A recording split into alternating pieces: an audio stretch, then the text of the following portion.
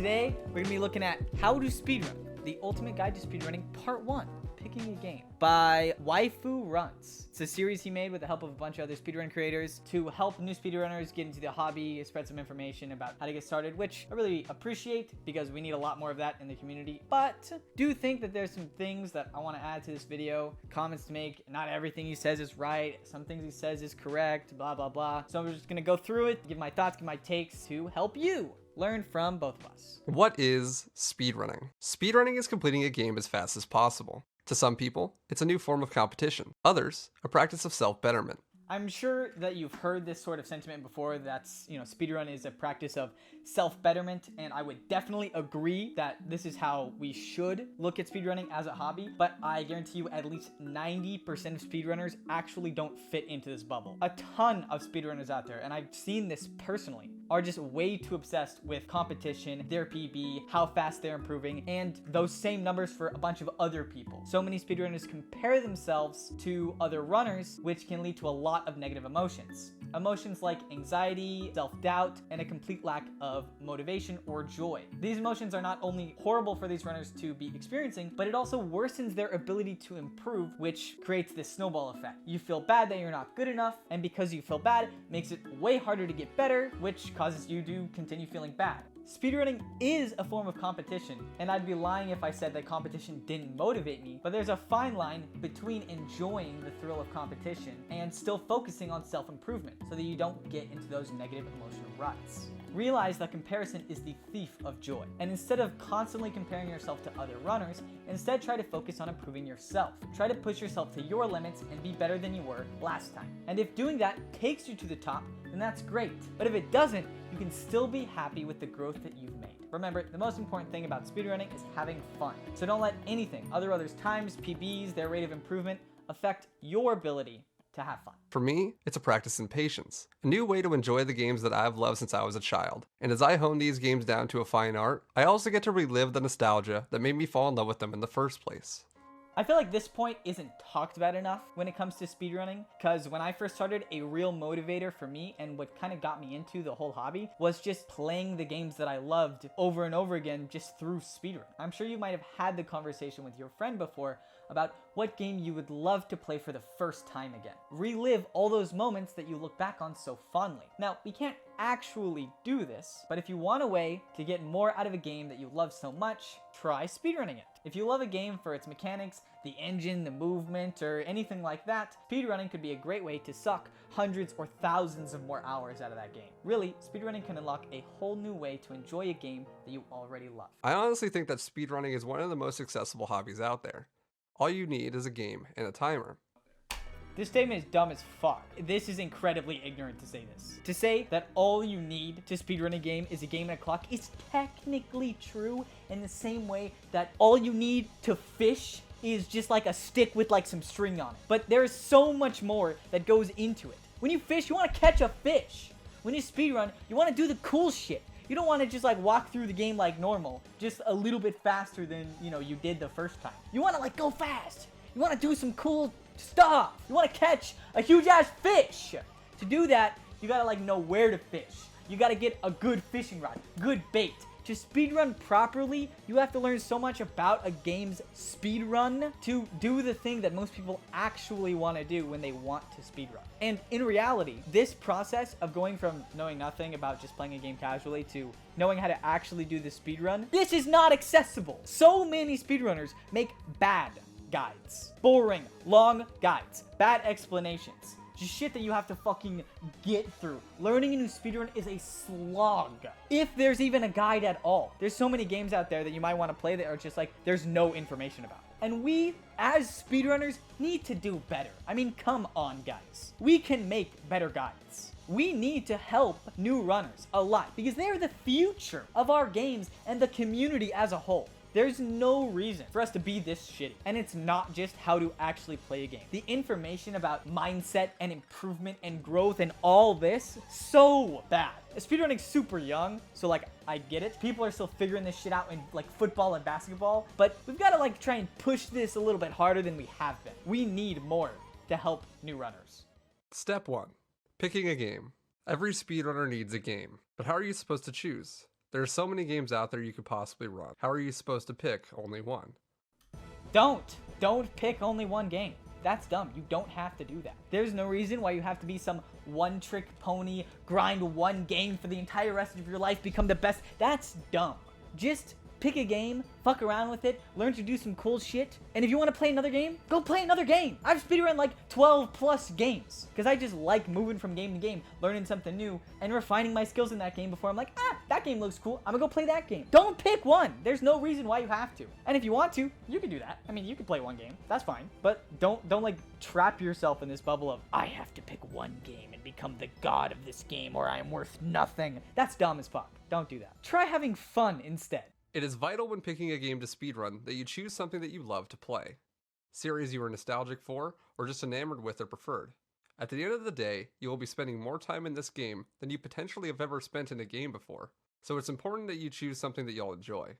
True, he's right. You should do that. Good advice. He said something good.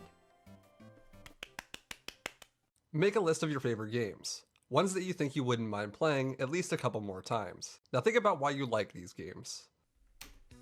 That's actually, I didn't think about that. That's actually pretty smart. Like going through and making a list of all your favorite games and then thinking about what you actually enjoy from them could drastically change how much you might like the speedrun. If you like a game just because you love the story, maybe that one is not the speed game for you because you're just going to be skipping the plot and doing a bunch of shit that's not the story. But if you like a game for the way it feels to move a character, that's the exact type of game that you probably want to look into speedrunning. Most any game you can think of is on speedrun.com. Except for a few notable exceptions. For example, the Souls series, GoldenEye Perfect Dark, Zelda, Mario Kart 64, and the Halo series all have their own websites. Speedrun.com. The Souls game really has a separate website? I didn't know ran by that. 271,000 users. They Hosts have the Speedrun.com official Speedrun pages. Twitch stream. This stream plays world record recordings from random Holy games fuck, from what is Speedrun.com. this? You might have had no interest in before. Below I'm that, literally, there I'm is like the fucking latest. watching a school lecture about how speedrun.com works. Bro, come on. Before we get too deep into speedrun.com, it might be useful to understand the lingo of speedrunner culture. There was a lot of speedrunning lingo, but I'll attempt to cover the most Okay, this is literally like my fucking teacher being like, PB stands for personal best, and then fucking write down in your notebook, okay, PB stands for personal best. Okay, I'm skipping this. Jesus Christ, how long? IL, or individual level. Okay, here we go. Once we arrive at the page we want, there are a few things that you should take note of. Firstly, the length of the run. Here the world record is 49 minutes, so rather short. 49 minutes is short? What's my fucking 7-minute run of Honey Pop then? It is important to look at the times of all the runs on the board to see what the average time would be. It is important not to be intimidated by this time. You may think you could never do it that fast, but I assure you, there is a ton of man hours that go into getting these world record times. Length for a speedrun is super important to take into consideration when you want to pick a game. And not looking at the world record as the actual time for the run is super important as well. Again, you don't want to compare yourself to those guys at the top who've probably spent thousands of hours playing the game. It would be smarter to sort of look at the middle of the packed runs to actually get an understanding of how long the speedrun actually is. Now, true, it can be useful to look at what a bunch of people are doing in their runs once you're actually speedrunning the game to kind of get an idea of what strats people are using, what you're not going for, to try and learn from others. But this should never be, oh fuck, that guy's so much better than me, I'll never be as good as him. It should be, that's smart that he did that, I should do that. Focus on yourself. I'll say it once, I'll say it a million times. You'll be happier that way, and you'll play better.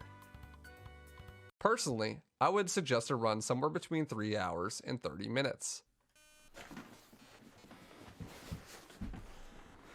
Okay, there's a couple things wrong with this statement. First of all, I'ma just say it. Probably don't want to learn a 3-hour speedrun if you're just starting, pick a game, you know, maybe your favorite game's GTA 5, but like even then, probably should just start by speedrunning like the first 45 minutes. Remember, you know, IL, individual level, yeah, that's this. Do that. And 30 minutes as a minimum is crazy. Why not speedrun the 10-minute game or the 20-minute game? There's so many good speedruns that are within that length. These are arbitrary numbers. Probably shouldn't do 3 hours. I'll keep it a buck. Keep it a stack. No cap, no kizzy for Rizzy. Like some real actual numbers, probably like 10 minutes to an hour, you know, 80 minutes, something like that. You know, this is a good reasonable amount of time. Remember, if a game takes 80 minutes to run, you've got to learn 80 minutes worth of that speed run. Game takes 10 minutes to run, you gotta learn 10 minutes. If a game takes 3 fucking hours, how long are you gonna be learning that game before you actually get to speed run? Runs longer than 3 hours may be hard to finish because you might lose interest or not be able to focus for that long. Yeah, and runs under 3 hours, but above 2 hours are also gonna... Why is 3 hours the limit? It's like, yeah, 2 hours, 59 minutes, I'm like, yeah, I'm super fucking engaged, and then it hits 3:01, and I'm like... Runs shorter than 30 minutes are generally easier to learn, but once you learn them, they can get old really fast and become optimized very quickly. I don't even know what to say in response to this. I shouldn't have to explain to you why that's just stupid and wrong and dumb. You're either like this guy or you're like actually intelligent. That was mean. No narcs. This is just my suggestion. If you feel like you want to do something outside of that, then go for it. The most important factor here is your own enjoyment. Hey, that's what I said. Maybe this guy's not so dumb. Before you dismiss a run for its length, you should at least check the rules and the categories first.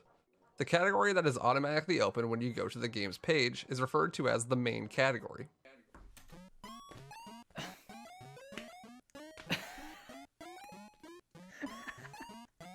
I've never heard... I don't know why this is specified.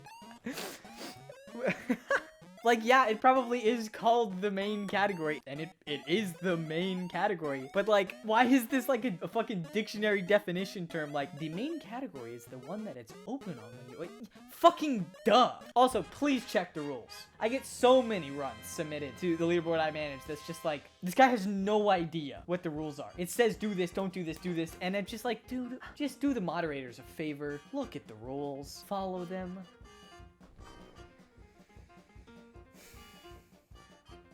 There's a League of Legends ad right there. I'm cringing. Dude, what the fuck? Come on. Can I... My video, please? I don't have any internet. Another way to watch runs would be to watch a marathon run of the game. I haven't thought about this before. This is actually really smart. Watching a GDQ run of a game that you're interested in speedrunning is a big brain idea, if it like actually exists. Since like the guys on the couch are explaining the game and what's actually happening in the run, and you're seeing somebody who's really talented at the game actually like usually mess up because it's live, they can't reset, and they're probably gonna do strats that aren't like super crazy, and anything that is super crazy is gonna be explained. Actually, really good idea. I've never done this before or thought of this, so good one. It is also important, in my opinion, to pick 2 games from your list to pursue. Running just one game will get you really good at that game fast, but it only teaches you to be good at that game, and not speedrunning in general. What?